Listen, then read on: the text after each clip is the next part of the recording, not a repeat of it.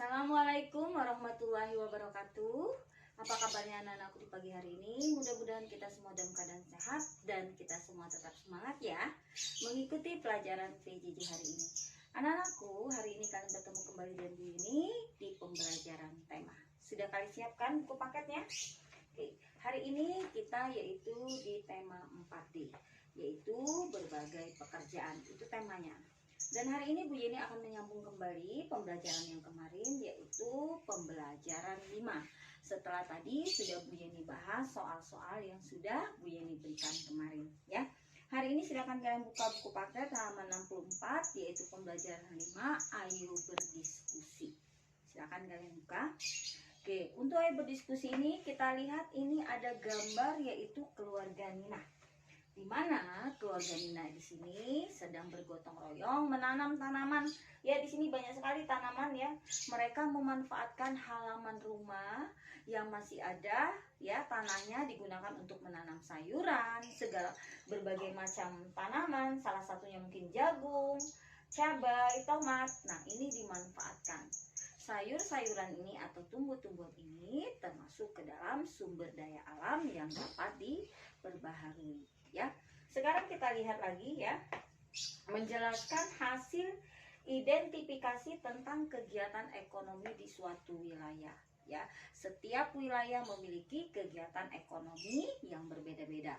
Salah satunya yaitu kegiatan ekonomi berbentuk pertanian. Pertanian itu termasuk kegiatan ekonomi, perkebunan juga termasuk kegiatan perekonomian. Ya, kemudian kegiatan ekonomi. Nah, ada di beberapa wilayah di Indonesia yang menjadikan jagung sebagai makanan pokok pengganti beras.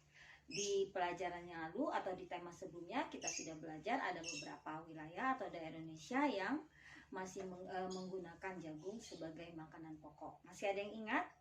Oke, di sini kalian lihat halaman 64, yaitu salah satu makanan pokok di wilayah Indonesia yaitu daerah Nusa Tenggara Timur yang menjadikan jagung sebagai pengganti nasi sebagai makanan pokok mereka, di mana mereka memakannya dengan menggunakan ikan, daging, ya sama seperti kita nasi ya saya.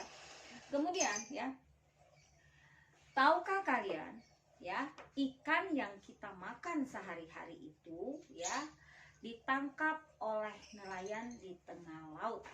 Nah, setelah ditangkap nelayan di tengah laut, nanti oleh para nelayan akan dibawa ke darat, ya, akan dijual ke para tengkulak.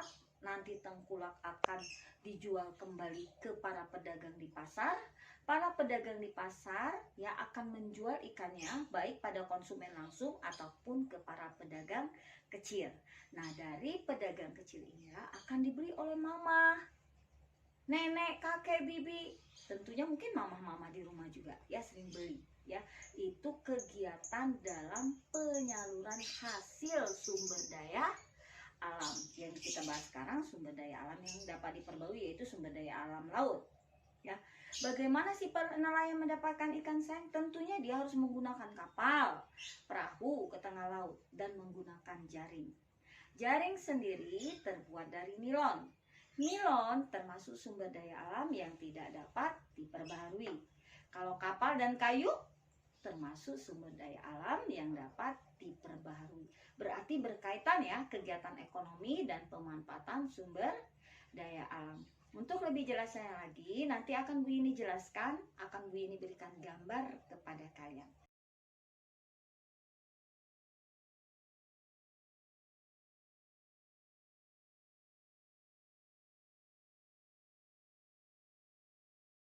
Baiklah ya, di sini Bu Yeni akan menjelaskan bagaimana ya alur dari proses distribusi ikan dari nelayan ke konsumen ya.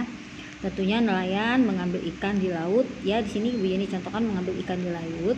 Kemudian setelah ikan diambil oleh nelayan, maka ikan biasanya berada di tengkulak. Di tepi laut itu sudah ada penunggu para pedagang yang akan membeli hasil tangkapan para nelayan. Di sana mereka berkumpul ya. Kalian bisa lihat gambar bagaimana para tengkulak ini memilih ikan-ikan yang akan mereka beli ya. Kemudian ikan-ikan ini ya setelah mereka kumpulkan banyak akan disalurkan melalui mereka melakukan distribusi, penyaluran barang. Nah, penyaluran barang ini dilakukan oleh seorang distributor, yang mana distributor ini akan menyalurkan ikan tersebut kepada para pedagang. Biasanya kamu lihat di sini pedagang yang ada di pasar, ya. Nanti para pedagang-pedagang kecil pun akan membeli ikan di sini, ya, untuk mereka dagangkan kembali, mungkin di warung, ya. Kalian bisa lihat, ya, di dekat rumah kalian banyak para pedagang yang menjual ikan yang mereka beli di pasar, ya. Kemudian akan mereka jual kembali. Kemudian dibeli oleh para konsumen untuk memenuhi kebutuhan mereka, ya. Kemudian setelah dibeli oleh para konsumen, maka ikan tersebut akan diolah.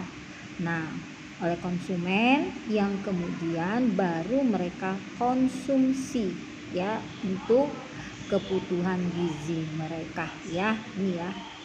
Demikianlah penjelasan proses tentang distribusi ikan. Penjelasan beliau hari ini mudah-mudahan kalian semakin mengerti tentang kegiatan ekonomi di lingkungan sekitar. Berarti lingkungan ekonomi itu tergantung di mana tempat atau wilayah kita tinggal.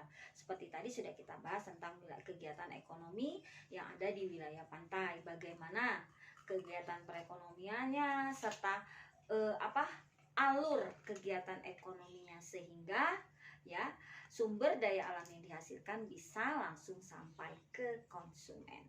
Baiklah anak-anakku, tetap semangat selalu dan belajar walaupun kita masih PJJ dan bertemu hanya secara daring, ya. Tetap jaga kesehatan, stay at home, dan begini akhiri. Wassalamualaikum warahmatullahi wabarakatuh.